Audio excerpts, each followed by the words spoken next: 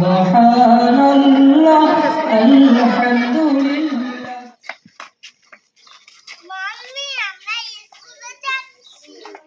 হ্যাঁ যাও স্কুলে যাই।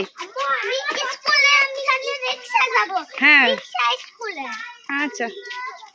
আসসালামু আলাইকুম, সবাই কেমন আছেন? আশা করি ভালো আছেন। আল্লাহর রহমতে আমরাও ভালো আছি। যে যেখান থেকে আমার ভিডিওটা দেখতেছেন আপনাদের অসংখ্য অসংখ্য ধন্যবাদ। এই যে ছেলের স্কুলে অনুষ্ঠান, তো আমাদের চিঠি পাঠানো হয়েছে স্কুল থেকে, তো গার্জিয়ানদের যাতে বলছে, দাওয়াত দিছে। তো এই যে চলে আসলাম স্কুলে। সকাল সকাল অনেক গার্জিয়ানরা ছিল। এই যে এখন তো একেবারে পুরাই খালি লাঞ্চ টাইম। তো লাঞ্চ টাইম বলতে 3:30 বাজে গেছে, তো এখনো আসে নাই কেউ। তো আমি আবার সকালে যাইতে পারি নাই, এর জন্য আর কি আমি আগেই গেছি গে, যায় দেখি কেউ নাই।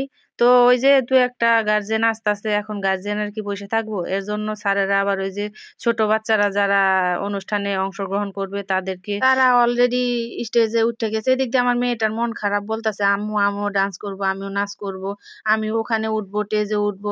আমি বলতেছি মারে তুমি তো এখন ছোট, আর স্টেজে উঠলে তো হবে না, প্র্যাকটিস করতে হবে, তারপরে নাচতে হবে। না, মেয়ে আমার কোনো কথাই শুনতেছে না।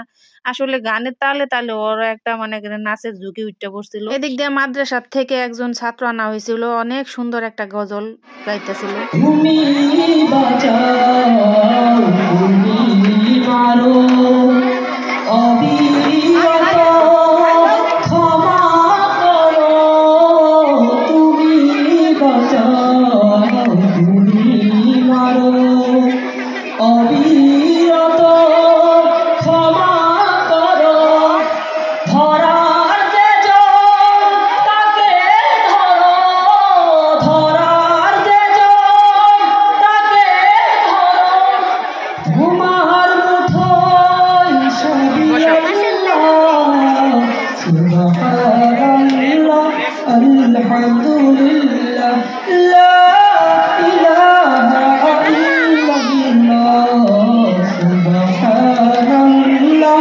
আলহামদুলিল্লাহ, লা ইলাহা ইল্লাল্লাহ। আসলে গজলটা যখন শুনতাছিলাম মনটা এত ভালো লাগছিল, এত ভালো লাগছিল, মানে অটোমেটিক মনটা শান্ত হয়ে গেছিল, কেন জানি না। অনেক ভালো লাগে আল্লাহর কালাম বা কোনো অনুষ্ঠানে গেলে বা তালিমে গেলে এরকম গজল শুনলে আসলে মনটা ভরে যায়, বুকটা ভরে যায়।